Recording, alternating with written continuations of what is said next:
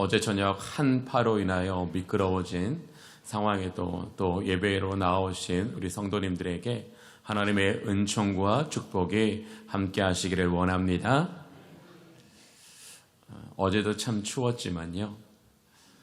지난 12월 3일 날 오후 늦게부터 양주 지역에 10cm가 넘는 폭설이 내렸습니다. 목양실에서 주일을 준비하면서 바깥의 상황을 예의주시하였습니다. 그렇게 바깥의 상황을 살피던 가운데 1시간 동안 교회 앞 사거리에서 교통사고가 4건이나 발생하는 것을 보게 되었습니다. 안타까운 마음에 2차, 3차 피해로 이어지지 않기 위해서 경찰과 보험사가 신속하게 조치하여 위험한 상황을 잘 유도해 안전 지도로 옮겨서 더 이상 아픔이 없기를 기도했습니다. 폭설이 내리는 가운데 차량들이 급히 브레이크를 밟았지만 브레이크가 듣지 않아 미끄러지고 또 앞으로 나아가기 위해서 악셀레이터를 밟았지만 헛바퀴가 돌고 비틀비틀 움직이는 것을 보면서 저는 사람의 인생도 이와 같을 때가 있다라는 것을 한 번 더 생각하게 되었습니다. 요즘 차들은 특히 안전장치가 많이 차 안에 준비되어 있습니다. 성능 좋은 브레이크가 있고요. 미끄러짐을 방지하는 주행 보조 장치가 있습니다. 또 겨울철을 대비하여 눈길에 잘 미끄러지지 않으면서도 잘 앞으로 채고 나갈 수 있는 스노우 타이어가 있고요. 다양한 도로 환경에서 그에 걸맞게 차량의 밸런스나 출력을 제어해주는 노멀, 스포츠 모드, 빗길 모드, 눈길 모드와 같은 다양한 주행 모드가 있습니다. 그럼에도 불구하고 갑작스러운 폭설에 차량이 미끄러지고 이탈되고 깨지고 고장이나 결국 작동되지 않는 모습을 보면서 우리의 인생도 갑작스러운 질병이나 사고나 문제나 실패로 인하여 고장나는 인생을 넘어 작동되지 않는 인생의 순간을 만날 수 있는 것이 우리네 인생임을 다시 한번 생각하게 되었습니다.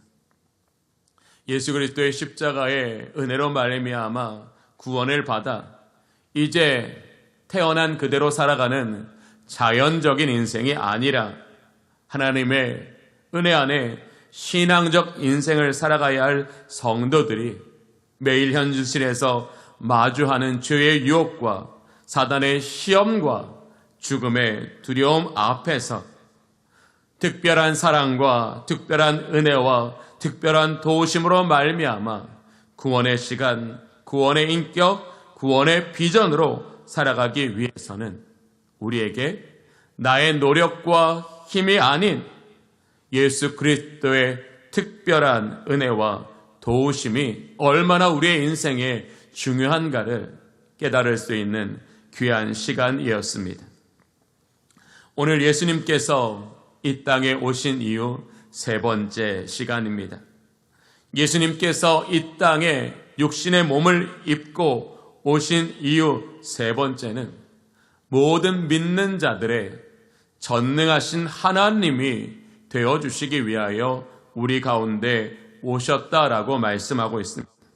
먼저 오늘 본문 이사야 9장 6절을 보면 이는 한 아기가 우리에게 낳고 한 아들을 우리에게 주신 바 되었는데 그의 어깨에는 정사를 메었고 그의 이름은 기묘자라 모사라 전능하신 하나님이라 영존하시는 아버지라 평강의 왕이라 할 것임이라. 아멘. 하나님의 완전한 섭리의 빛으로 가득한 온 인류를 영생으로 인도하기에 가장 적합한 그날, 하나님께서 보내시어 우리 가운데 아기로 오신 예수님은 하나님의 아들이심을 선지자는 가장 우선 이야기하고 있습니다. 비록 아기의 모습으로 육체를 입고 우리 가운데 오셨지만 그분은 하나님의 아들이시며 전능하신 하나님으로 우리 가운데 오셨다라는 겁니다. 또 선지자는 예수 그리스도를 우리에게 보내신 이유에 대하여 9장 6절에 그의 어깨에는 정사를 메었고라고 말씀하고 있습니다. 본문이 말씀하시는 정사의 히브리어 뜻은 주권 혹은 통치권을 말하는 것입니다. 메었다라는 것은 위임을 받다라는 겁니다. 정사를 매셨다라는 말은 하나님께로부터 구원의 일체에 대한 주권과 통치권을 위임받아 우리 가운데 오셨다라는 것을 이야기하고 있는 겁니다. 사도행전 4장의 말씀처럼 천하 인간의 구원을 얻을 만한 다른 이름을 우리에게 주시지 않았다라는 이 말씀과 같이 예수 그리스도는 구원에 관한 일체의 주권과 통치권을 하나님께로 위임받아 예수 그리스도를 구주로 영접하는 모든 사람들에게 하나님의 자녀가 되는 권세와 그의 영원한 나라를 상속받게 하시기 위하여 우리 가운데 오셨다라고 선지자를 통해 분명히 말씀하셨습니다. 또 하나님은 예수 그리스도께서 정사를 매셨을 뿐만 아니라 그의 이름은 기묘자라, 모사라, 전능하신 하나님이라, 영존하시는 아버지라, 평강의 왕이라는 이름을 가지고 우리 가운데 오셨다라고 분명히 선언하고 있습니다. 기묘자라는 히브리어 단어의 뜻은 기적 혹은 신비로움, 경이로움이라는 뜻이지만 이 뜻은 신성을 말하는 것입니다. 예수님은 신성으로 충만하신 분이다라는 것을 기묘자라고 말씀하십니다. 예수님께서 비록 육신의 몸을 입고 이 땅에 오셨지만 이 땅에 오셔서 우리 가운데 행하시는 그 모든 일은 신적인 능력으로 우리에게 행하시기 때문에 능히 우리를 구원하실 수 있는 구원자이시다라고 말하는 겁니다. 모사라라는 히브리어 단어는 조언자라는 것입니다. 특히 이 모사라는 단어를 쓸 때 왕이 지혜로 그 백성을 다스려 그의 길을 선하게 인도하는 그 행위를 모사라라고 말씀하시는 겁니다. 즉 기묘자라, 모사라라고 우리에게 말씀하시는 건 무엇입니까? 하나님은 예수 그리스도는 신성으로 충만한 것이며 왕의 지혜로서 우리를 다스려 선한 길로 인도하시기 위해 우리 가운데 오신 분이다라고 똑똑히 이야기하고 있습니다. 왜 선지자를 통하여 예수 그리스도가 어떤 이름을 가지셨고 어떤 사명을 가지셨나를 우리에게 똑똑히 말씀하시는 이유는 무엇입니까? 우리가 예수 그리스도를 믿는다는 것은 그를 보내신 이의 뜻을 따르는 것이다. 우리가 그를 보내신 이의 뜻을 따르면 우리의 그 순종에는 하나님의 약속 안에서 주어지는 축복과 영생이 있고 우리는 그것을 취하고 그것을 누리는 삶을 살아가라고 우리에게 똑똑히 말씀하고 계시는 겁니다. 믿음이라는 감정이 아니라 믿음으로 말미암아 우리에게 주어질 우리의 현실에서의 하나님의 다스림과 그 영원한 나라를 기업으로 받는 저와 여러분이 되시기를 원합니다. 그게 진정으로 그리스도가 우리 안에 오셔서 우리가 살아가야 될 삶의 내용입니다. 그러나 9장 6절은 우리에게 더 큰 기쁨을 계속 주고 있습니다. 전능하신 하나님, 여기에서 끝맺지 않고 영존하시는 아버지시라고 말합니다. 평강의 왕이시라고 우리에게 말합니다. 연약한 우리에게 때로는 영존하신 아버지로 우리의 큰 도움과 보호자가 되시며, 때로는 우리를 지혜로 가르치시는 왕이 되어주시고, 또 때로는 우리를 모든 죄와 사단의 권세와 피할 수 없는 세상의 위협 속에서 우리를 눈동자와 같이 지켜주시는 전능하신 하나님이 되어 주신다라는 겁니다. 무엇을 우리에게 말씀하시려는 겁니까? 걱정할 것이 없다라는 겁니다. 두려움이 없다라는 것입니다. 실패가 없다라는 것입니다. 우리가 전능하신 하나님으로 우리 가운데 오신 그 예수 그리스도를 믿는 믿음 안에 굳게 서 있으면 전능하신 하나님은 그 권능으로 우리를 완벽하게 지켜주신다는 것을 우리에게 말씀하여 주시는 것입니다. 이제 우리는 왜 예수님께서 전능하신 하나님으로 우리 가운데 오셨는가? 성경을 통하여 그 이유를 함께 나누어 보기를 원합니다. 첫 번째, 전능하신 하나님으로 우리 가운데 오신 이유는 성도들을 구원의 날까지 인도하여 주시기 위해서 오셨습니다. 오늘 제가 우리 찬양대가 찬양 부르는 가사를 이렇게 자세히 이제 화면을 통해서 보는데요. 오늘 이 가사에 있는 내용입니다. 이사야 42장 3절을 보면 상한 강대를 꺾지 아니하며 꺼져가는 불을 끄지 아니하라고 말씀하십니다. 상한 갈대, 꺼져가는 등불은 그 누군가가 아닌 바로 현실 앞에서 끊임없이 흔들리는 바로 우리 자신을 말하는 것입니다. 그렇게 우리가 세상에 모지고 강한 바람 앞에서 갈대처럼 흔들리고 바람 앞에 등불처럼 꺼질 위험에 놓여 있을지라도 전능하신 하나님은 우리를 보호하심으로 꺾이지 않게 하시고 끄지 아니하시는 은혜의 하나님이신 줄로 믿습니다. 특별히 우리 사랑하는 성도들이 이 땅에서 예수의 생명으로, 예수의 사명으로 살아가는 그 영혼에 속한 삶을 살아갈 때는 하나님께서 세상의 어떤 죄와 사단의 권세에도 우리가 꺾이거나 꺼지지 아니하도록 그 전능하심을 통하여 저와 여러분을 도와주시는 줄로 믿습니다. 사랑하는 성도 여러분, 우리 이 시간 잠깐 우리가 지나온 세월들을 한번 돌이켜볼까요? 우리는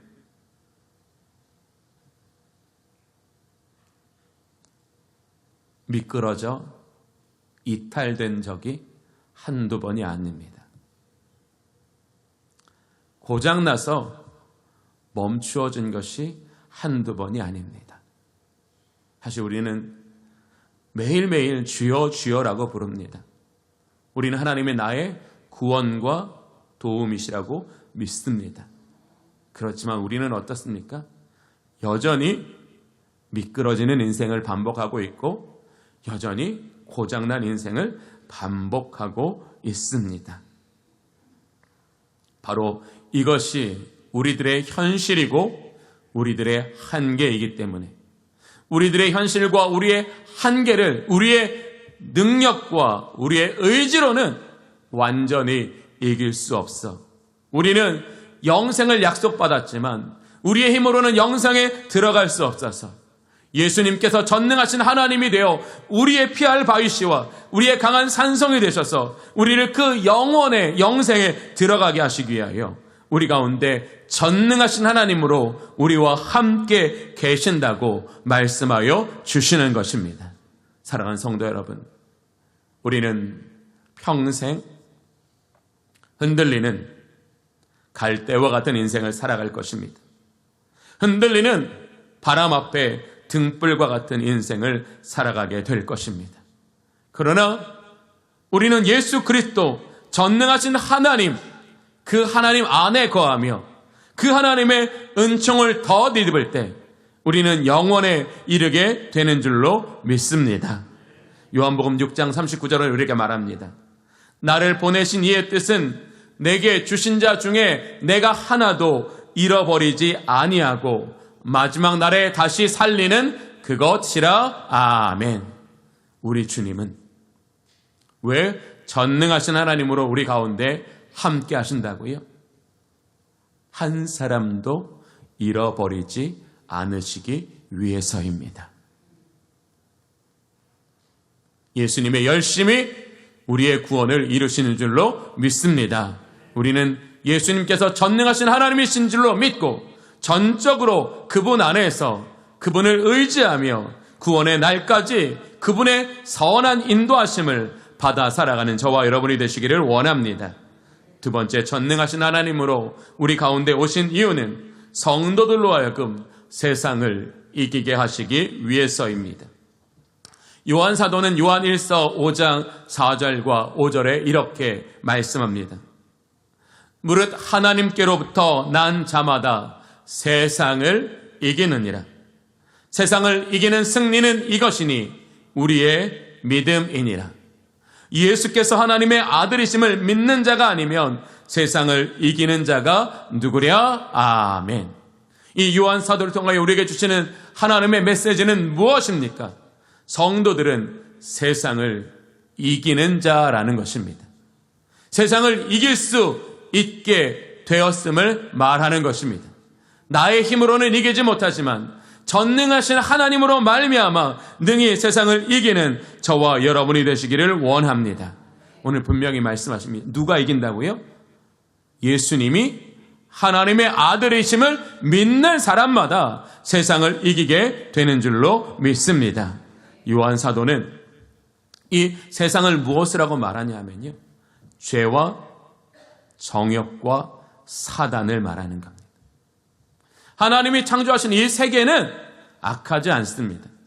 그 창조 세계를 자기의 목적대로 주장하려는 죄와 정욕과 사단이 인하여 우리는 우리의 인생이 얼마나 어렵고 힘든 삶을 반복하고 있습니까? 바로 세상을 이기게 하신다는 것은 바로 예수 그리스도로 말미암아 우리를 계속 죄의 악 가운데 머물게 하려는 죄의 속성을 이기게 하시는 줄로 믿습니다. 여러 가지 불안과 욕망 때문에 이기지 못하는 정욕을 이기게 하시는 줄로 믿습니다. 또 우리를 그 구원의 날에 이르지 못하도록 우리를 악한 계략으로 넘어뜨리는 사단의 권세를 이기게 하시는 줄로 믿습니다. 전능하신 하나님은 바로 우리가 죄를 이기고 정욕을 이기고 사단을 이김으로써 예수 그리스도의 십자가의 은혜를 받게 하사 하늘에 산 소망을 두어 이 땅에 하나님의 뜻을 이루며 살아가게 하시는 그 하나님의 구원의 경륜 안에서 살아가게 하시기 위하여 우리 가운데 전능하신 하나님으로 우리 가운데 거하시는 분이라는 걸 우리에게 말씀하고 계시는 것입니다. 사랑하는 성도 여러분, 여러분 마음에 품은 믿음의 목적은 무엇입니까? 여러분의 믿음의 목적이 개인적인 성공과 행복이어도 상관은 없습니다. 그러나 우리는 오늘 이 시간 성경을 통하여 우리가 정말로 이 세상을 살아가면서 진짜 붙잡아야 할, 그 속에서 살아가야 될 믿음의 목적은 바로 예수 그리스도로 말미암아 우리에게 주신 새 생명을 살아가는 것입니다. 우리가 이 땅을 어떻게 회복할 것입니까? 이 땅에 어떻게 하나님의 나라를 세워갈 겁니까? 방법이 아닙니다. 존재입니다. 이 예배의 자리에 나와 은혜 받은 저와 여러분들이 이 예배를 통하여 우리 가운데 채워지는 예수의 생명으로 세상에 나아가 살아가면 됩니다. 예수의 마음으로 세상에 나아가 살아가면 됩니다. 예수의 능력으로 세상에 나아가 살아가면 됩니다. 예수의 비전으로 세상에 살아가면 됩니다. 왜 전능하신 하나님께서 우리에게 세상을 이길 수 있는 믿음을 주셨습니까? 그 믿음을 통하여 우리는 교회에서 예수의 마음, 예수의 능력이 아니라 교회 밖에서 예수의 생명, 예수의 마음, 예수의 능력으로 살아가는 저와 여러분이 되시기를 원합니다. 바로 거기에 뭐가 이루어진다고요? 하나님의 통치와 하나님의 나라가 이루어지는 줄로 믿습니다. 거기에 구원의 아름다운 소식이 온 땅을 덮는 줄로 믿습니다. 바로 이것을 세상을 이기게 하신 이유입니다. 저는 주님의 모든 성도들이 이 기쁨을 누리시길 원합니다. 온 세상에 여호와 하나님을 향한 구원의 함성을 듣는 은혜가 있기를 원합니다. 그날을 위하여 깨어 기도하는 저와 여러분이 되기를 원합니다. 우리가 정말로 소망하는 건 뭐여야 된다고요? 온 땅에 충만한 구원의 함성이어야 합니다. 모든 사람들이 예수 그리스도를 주라 시인하며 하나님께 영광을 올려드리는 그 구원의 함성이 우리 땅 가운데 충만해지기를 원합니다. 그러기 위해서 우리에게 세상을 이길 수 있는 믿음이라는 선물을 주셨습니다. 사랑하는 성도 여러분, 왜 우리는 꿈꾸지 않습니까? 왜 대한민국 온 땅 구석구석 예수의 이름이 높임을 받으시고 그 은혜를 선포하며 그 이름에 영광을 돌려드리는 그 아름다운 함성 우리 가운데 있기를 왜 우리는 꿈꾸지 않습니까? 꿈꾸지 않으면 우리의 믿음은 자라나지 않습니다. 꿈꾸지 않으면 우리의 지경은 넓어지지 않습니다. 우리가 꿈꾸면 하나님이 이루시는 줄로 믿습니다. 우리가 꿈꾸면 성령이 기도하게 하시는 줄로 믿습니다. 우리가 꿈꾸면 하나님이 우리에게 세상의 복을 주실 줄로 믿습니다. 바로 예배의 자리로 불러주셨어요. 꿈꾸는 자 되라고. 이 시간 우리에게 부어주시는 예수의 생명으로, 예수의 능력으로, 예수의 비전으로 꿈꾸는 자 되어 세상을 이길 때 그것에서 울려 퍼지는 구원의 함성이 이 세상을 치유하고 회복하는 하나님의 능력임을 믿고 그 안에서 살아가는 것.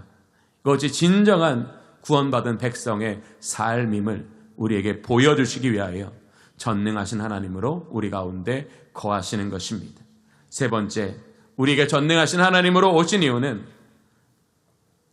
이 땅의 성도들이 하나님의 뜻을 온전히 이루며 살아가게 하시기 위해서 전능하신 하나님으로 우리 가운데 오셨습니다. 사실 오늘 이 마이크를 쓰게 된 게 참 은혜인 것 같아요. 그렇죠. 1부 때 되게 잘 나왔거든요. 제가 오늘 마이크가 되게 기뻤어요. 근데 갑자기 마이크가 변했잖아요. 그렇죠? 이것이 인생입니다. 하나님에게 말씀의 은혜를 주시려고 이런 상황을 마치 준비했다가 주시는 것처럼 이게 우리의 인생입니다. 언제든 변할 수 있습니다. 좋게도 변하지만 나쁘게도 변하지 않습니다. 우리는 살면서 원치 않는 질병을 만납니다. 원치 않는 사고를 만납니다. 원치 않는 실패를 만납니다. 그 고난에 아래 살아가게 될 때 우리는 믿음의 역사도 함께 잃어버리고 구원의 능력도 잃어버리고 살아갑니다. 우리는 내 앞에 임박한 나의 고난에만 주목할 뿐 그렇게 여러 가지 인생의 문제 앞에 믿음으로 살지 못하는 우리의 현실이 이 땅에 얼마나 하나님의 나라를 어둡게 만들어가는가를 한번 볼 수 있는 은혜의 시간이 있기를 원합니다. 사랑하는 성도 여러분, 왜 하나님께서 우리에게 질병을 주시고 질병을 고쳐주실까요?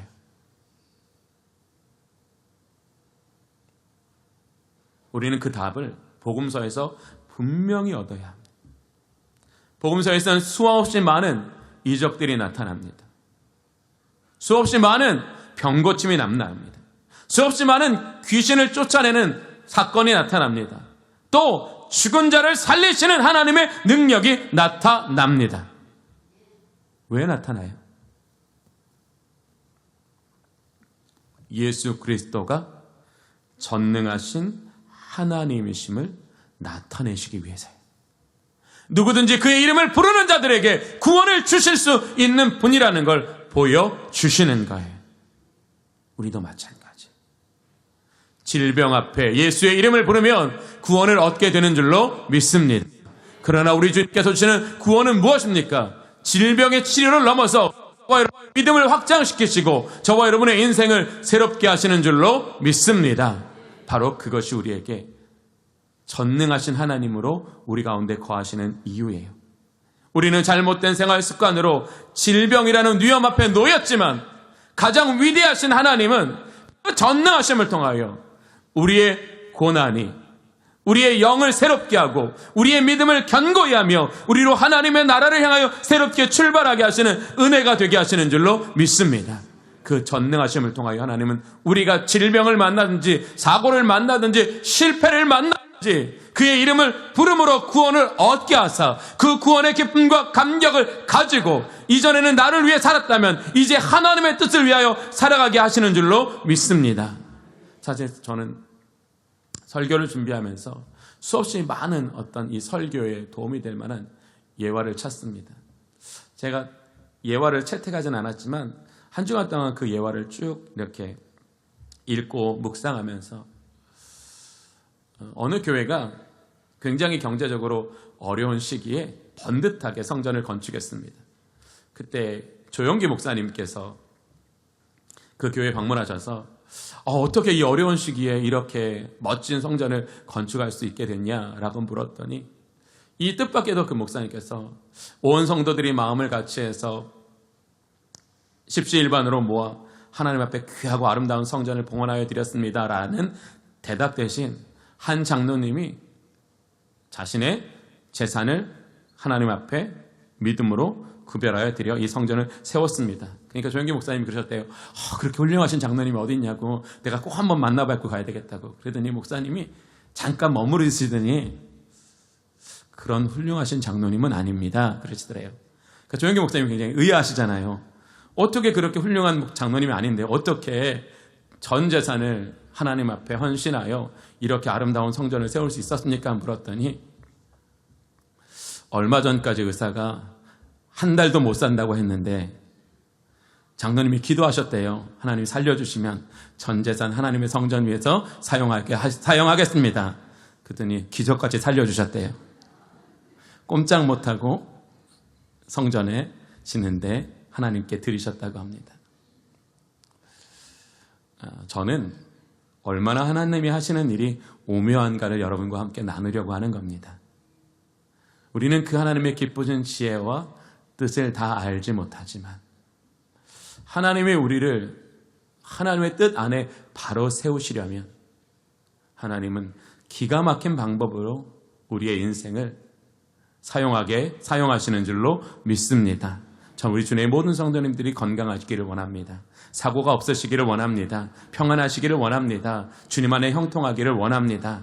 그러나 그러지 아니함에도 불구하고 두려워하지 아니하시는 저와 여러분이 되기를 원합니다. 전능하신 하나님이신 우리 주님께 그 이름을 부르는 모든 자들이 구원을 얻고 그 구원 속에서 우리는 하나님의 뜻이 우리 안에 이루어져 우리가 이 땅에 하나님의 이루어 나라를 이루어가는 그 은혜의 자리까지 하나님의 주권이 우리를 이끌어 가실 줄로 믿습니다. 뭐예요? 합력하여 선을 이루신다라고요. 그러므로 오늘 우리에게 주신 이 말씀 기억하십시오. 우리 주님은 전능하신 하나님이십니다. 전능하시다는 것은 딱 세 가지입니다. 어디에도 계시고 모든 것을 하시고 무엇이든 하실 수 있습니다. 그 하나님. 그 하나님의 이름을 부르는 자들이 구원을 얻게 되는 줄로 믿습니다. 그 전능하심을 통하여 우리에게 주신 말씀처럼 세상을 이기는 자 되어 이 땅에 하나님의 나라를 온전히 세워 그의 영광의 날까지 전능하신 하나님의 은혜로 말미암아 그의 영광에 들어가는 저와 여러분이 되시기를 원합니다. 기도하겠습니다. 하나님 감사합니다. 전능하신 하나님으로 우리 가운데 오신 주님, 우리가 날마다 그의 능력을 힘입어 살아가게 하여 주시옵소서. 그의 능력으로 우리의 세상의 여러 가지 어려움과 시험과 환난을 능히 이기게 하여 주시옵소서. 그 은혜로 말미암아 우리로 하여금 이 땅에 하나님의 나라를 세워가게 하시고 그 나라 안에서 우리의 인생도 함께 성장하고 열매 맺는 복을 누리게 하여 주시옵소서. 예수 그리스도의 이름으로 기도하옵나이다. 아멘.